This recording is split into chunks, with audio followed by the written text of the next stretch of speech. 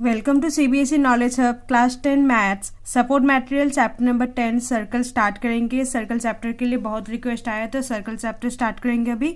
So start करेंगे question number 1 से। How many tangents can a circle have? Tangent कितने होता है? एक सर्कल होता है, अगर एक सर्कल का कितना टेंजेंट पॉसिबल हो सकता है। ठीक है, तो देखो अगर एक सर्कल है, सर्कल का यहाँ से भी आप टेंजेंट ड्रॉ कर सकते हो, यहाँ से भी, हर एक कॉर्नर से हर एक पॉइंट से आप टेंजेंट ड्रॉ कर सकते हो। तो कितना होगा? वो इनफिनाइट नंबर होगा। तो ऑप्शन ए देखो only 1, option B 2, option C none and option D infinitely many. That means option number D जो होगा वो होगा इसका answer. Okay, next question number 2। A tangent to a circle intersect at in only 1 point, 2 point, no point, infinitely many point. यानी कि अगर एक circle है एंड उसका कोई टेंजेंट है तो वो कितने पॉइंट को टच करेगा सर्कल के?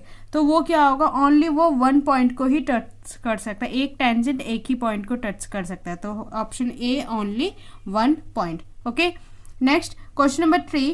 इन the given figure if P Q is a tangent. देखो यहाँ पर फिगर है, पी क्यू जो है ये टेंजेंट है, then the value of 2 angle P O Q. देखो एंगल पी ओ क्यू ये वाला angle plus angle Q P O ये वाला एंगल, ये दोनों एंगल मिला के एंड उसका डबल करोगे तो वो क्या वैल्यू होगा वो आपको निकालना होगा। ठीक है, अब देखो ओ क्यू जो है वो है रेडियस, ठीक है, एंड पी क्यू जो है वो है टेंजेंट। एंड आपको पता है कि अकॉर्डिंग टू थ्योरम जो रेडियस होता है वो टेंजेंट का हमेशा परपेंडिकुलर होता है। दैट मीन्स ये जो है ये वाला एंगल जो होगा वो 90 डिग्री होगा। अब देखो ये एक triangle Q O P. So in triangle Q O P, angle O plus angle Q plus angle P equal to क्या होगा? 180 डिग्री होगा। ठीक है, एंगल ओ क्यू पी तीनों मिला के 180 डिग्री होगा। सो एंगल क्यू यहाँ पर आपको पता है 90 डिग्री है and angle O and angle P आपको पता नहीं है, इक्वल टू 180 डिग्री। उसके आगे देखो 90 डिग्री है, उधर भेज दो तो ये क्या होगा? Angle O plus angle P equal to 180 degree minus का 90 degree. So 180 degree minus 90 degree क्या होगा? 90 degree. So angle O plus angle P जो होगा वो 90 डिग्री। एंगल ओ मीन्स क्या है? देखो angle P O Q and angle P जो है angle Q P O. So Q P O, तो हमें निकालना क्या है? ये वैल्यू निकालना होगा। सो वो निकालेंगे पहले, उसके बाद देखो 2 angle P O Q plus angle Q P O, हमें जिसका वैल्यू निकालना है वो लिख लिया हमने। Angle P O Q and angle इसका जो सम है वो है 90 डिग्री। सो 2 ब्रैकेट में 90 डिग्री एंड 2 मल्टीप्लाई 90 क्या होगा? 180 डिग्री। ठीक है, सो ऑप्शन नंबर कौन सा होगा? देखो option number D 180 degree. So this is the answer. Okay, next question number 4। A tangent P Q at point P of a circle of radius 5 centimeter meets a line through the center O at a point Q so that OQ equal to 12 centimeter. The length of PQ. So यहाँ पर देखो एक radius होगा, late मान लो ये आपका radius है and ये है आपका सेंटर, जो सेंटर है O एंड एक पॉइंट ले लेता है P and this is the radius. And आपको गिवन है जो रेडियस है वो है आपका 5 सेंटीमीटर। दैट मीन्स ये जो है PO का डिस्टेंस जो है 5 सेंटीमीटर। ओके, नाउ उसके बाद देखो ओ क्यू, यहाँ से एक टेंजेंट बनेगा कहीं यहाँ पर। सो इसका नाम दे देते हैं क्यू एंड ओ और क्यू का जो डिस्टेंस है वो है आपका 12 सेंटीमीटर। आपको निकालना है क्या? आपको पी क्यू का डिस्टेंस निकालना। दैट मीन्स आपको ये वाला जो साइड है ये आपको निकालना होगा। ठीक है, वो कैसे निकालेंगे? देखो अगेन देखो सेम एक थ्योरम है आपका, जो रेडियस है और जो टेंजेंट होता है उसका जो डिग्री बनेगा वो हमेशा 90 डिग्री का होता है। दैट मीन्स अगर ये 90 डिग्री होता है तो आपका जो ओ क्यू है वो होता है आपका hypotenuse, this is perpendicular and this is base. ठीक है, अगर ये 90 डिग्री है उसका ऑपोजिट वाला जो होता है वो हाइपोटेन्यूज हो जाता है। तो आप पाइथागोरस थ्योरम यहाँ पर लगाओगे और इसी फॉर्मूले से आप निकाल सकते हो। सो पाइथागोरस थ्योरम के अकॉर्डिंग सो ओ क्यू का square equal to O P का स्क्वायर प्लस पी क्यू का स्क्वायर। आगे देखो ओ क्यू जो है वो 12 सेंटीमीटर है। सो 12 का square equal to O P जो है 5 का स्क्वायर प्लस ओ क्यू जो है पी क्यू जो है पी क्यू हमें निकालना होगा।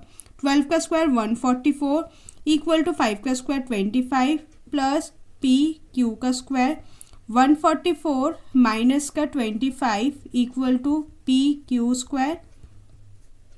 आगे देखो 144 से 25 सब्ट्रैक्ट करोगे तो क्या होगा 119 इक्वल टू पी क्यू का स्क्वायर। नेक्स्ट स्टेप में देखो स्क्वायर है इधर आएगा तो ये रूट में हो जाएगा 119 equal to P Q. So देखो ऑप्शन नंबर डी देखो रूट ओवर 119 सेंटीमीटर है। सो पी क्यू चाहिए था तो ऑप्शन नंबर डी जो होगा वो इसका करेक्ट आंसर होगा। Okay next question number 5, a circle can have dash parallel tangent at the most. तो एक सर्कल के कितने मोस्ट मतलब सबसे ज़्यादा कितने पैरेलल टेंजेंट हो सकते हैं, 2, 4, 6 और इन्फिनाइट। तो देखो अगर सर्कल है, सर्कल के बस सिर्फ और सिर्फ 2 ही पैरेलल टेंजेंट हो सकते हैं।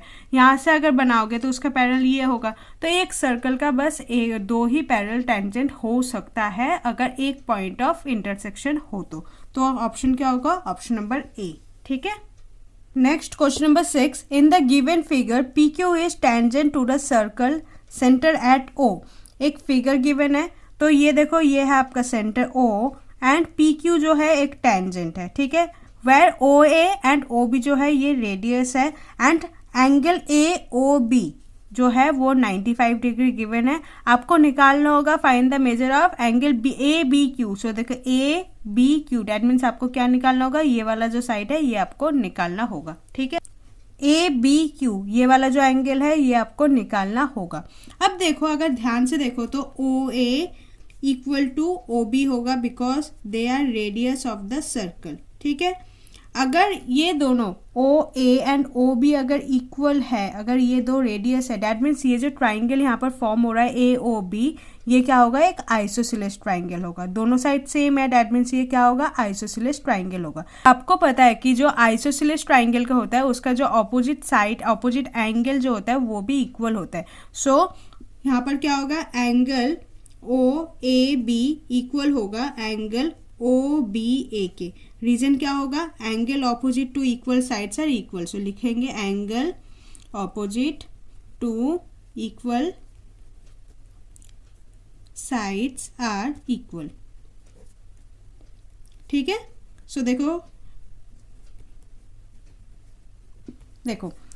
ए ओ इसका ऑपोजिट साइड क्या होगा, ये वाला। सो ये वाला जो साइड है एंड ओ बी इसका ऑपोजिट साइड क्या होगा, ये वाला। सो ये वाला जो एंगल होगा, ये जो दोनों एंगल होगा ये इक्वल होगा। ठीक है अब in triangle A O B, अब ध्यान दो ए ओ बी इस ट्राइंगल पे। So angle A plus angle O plus angle B equal to क्या होगा, 180 degree. Sum of all interior angle of a triangle is 180 degree. ठीक है सो एंगल ए हमें पता नहीं है, एंगल ओ 95 डिग्री है एंड एंगल बी जो है उसे भी हम एंगल ए तो लिख सकते हैं।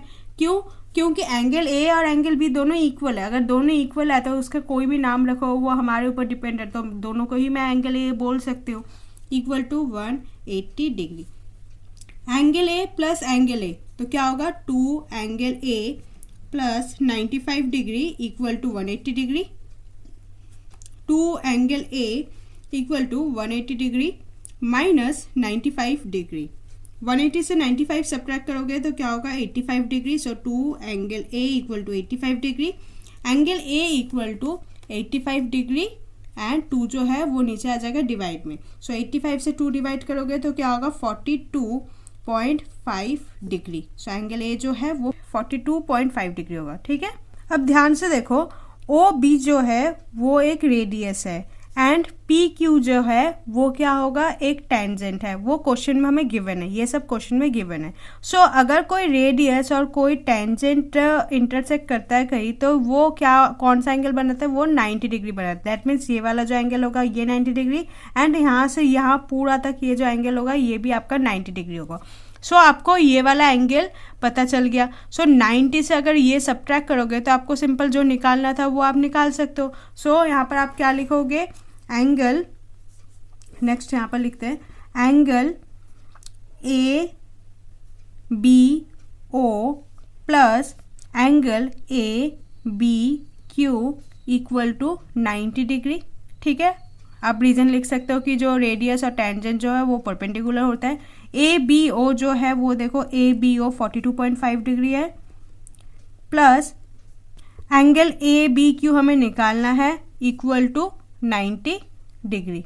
ठीक है, सो देखो angle ABQ equal to 90 degree से सब्ट्रैक्ट कर दो 42.5 को, 42.5 डिग्री। सो 90 से 42.5 डिग्री सब्ट्रैक्ट करोगे तो क्या होगा 47.5 डिग्री। सो हमें क्या निकालना था angle ABQ। So angle ABQ क्या होगा 47.5 डिग्री।